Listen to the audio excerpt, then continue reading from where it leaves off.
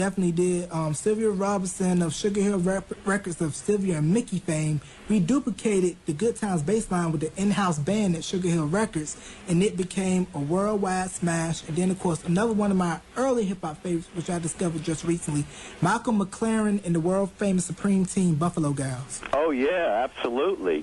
Yeah, off of, I believe, Duck Rock, that record. I mean, to have the guy responsible for the Sex Pistols tap in to a unknown culture of hip-hop and to take it and to mold it and to have that song really be a big early breakdance record, that was like huge. And then, of course, Planet Rock with samples, Trans-Europe Express by Kraftwerk.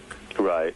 Another big record. So going into the 80s with hip-hop and everything, and then you had your Blue Eyes. You always had Blue Eyed Soul, but in the 80s, you know, Blue Eyed Soul was big. Hall & Notes crossed over, and George Michael crossed over. I mean, Faith is one of my favorite albums. It was the first album by a white artist to go #1 on the R&B charts, and I believe he won Best Male R&B Artist at the 1987 or 88 AMAs. So how did you feel about Hall & Notes and George Michael?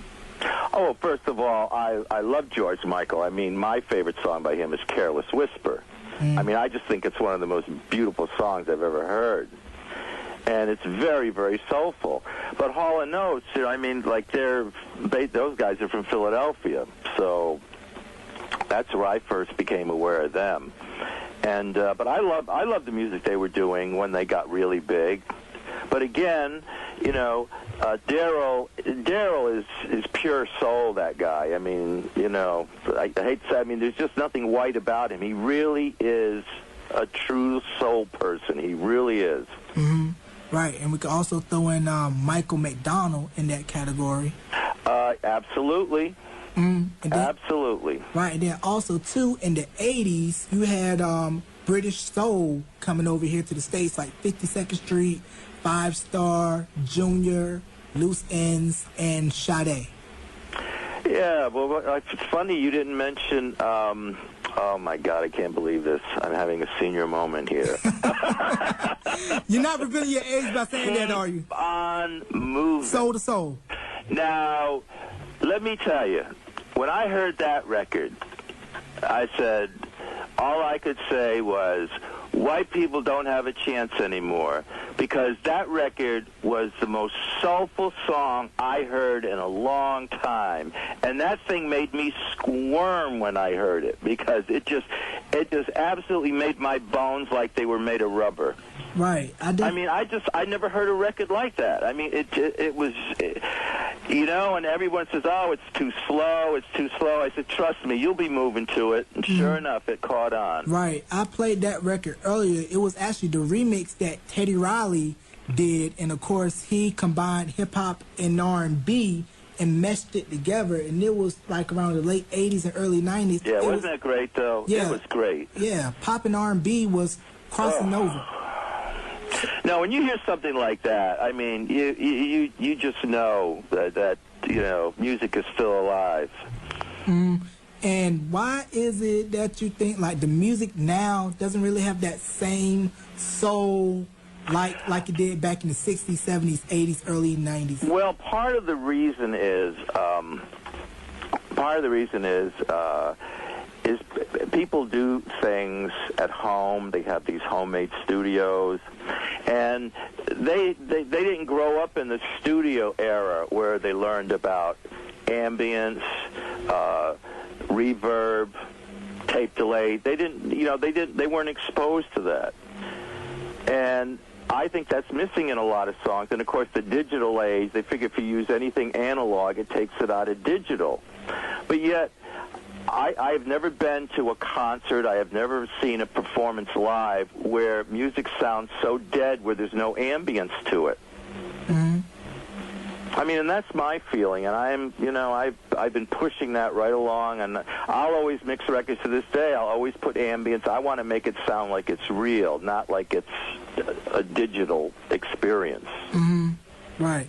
And now, real quickly, let's back up and let's talk about your opinions on the whole Philly soul sound created by Kenny Gamble and Leon Huff. Okay, and we got to put Tommy Bell's name in there too. Okay. All right. Let's go ahead.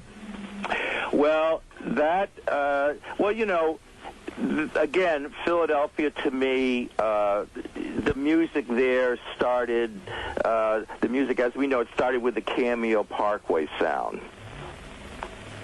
Okay, that might be a little before your time. But, I'm talking about Dee Dee Sharp, the Orlons, Chubby Checker, the Twist, all that was done in Philadelphia in the early days. And those, Kenny Gamble and Joe Tarshi, who started Sigma Sound, those people were all involved with Cameo. So was Leon Huff. They were all involved with in that label, either as writers or Kenny was a singer. And then that developed into what we call the Philadelphia sound, which is, Gamble and Huff. Mm-hmm. They kind of brought it to the forelight. They really did. Mm-hmm. And, of course, but Tommy had the Delphonics. I mean, my God, that group had more top 10 soul records than any other group that I know of. Mm-hmm. Yeah. And, of course, then he got the Stylistics, and then, of course, the Spinners. Okay, cool. That's definitely a pivotal moment in music, along with Motown, Stats, Philly Soul. And then we're going to fast forward to the 80s, and let's go to Minneapolis with the Minneapolis sound with Prince and the Revolution, Morris Day and the Time, and production done by Jimmy Jam and Terry Lewis. Well, now that's really like hard-edged soul. That's more funk and soul. Philadelphia's more, a polished kind of sound. But I mean, Jimmy Jam and Terry Lewis. I mean, those guys are just. Whew.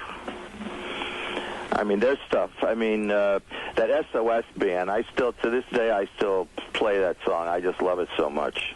Yeah, they did a good job. Take your time, do it right. I mean, they had some good acts. They did some good stuff. Of course, the work with Janet Jackson they did too is great.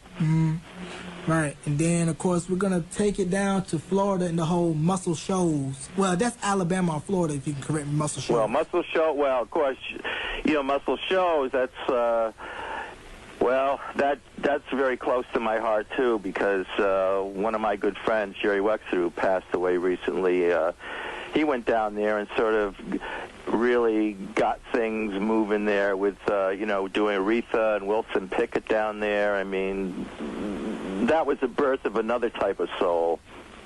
Yeah, I definitely agree with that. Jerry Wexler, along with Ahmet Idgram, helped build Atlantic Records, home of Ray Charles. And go do your history if you don't know who Jerry Wexler, Ahmet Idgram, and just this is why you need to listen to the show.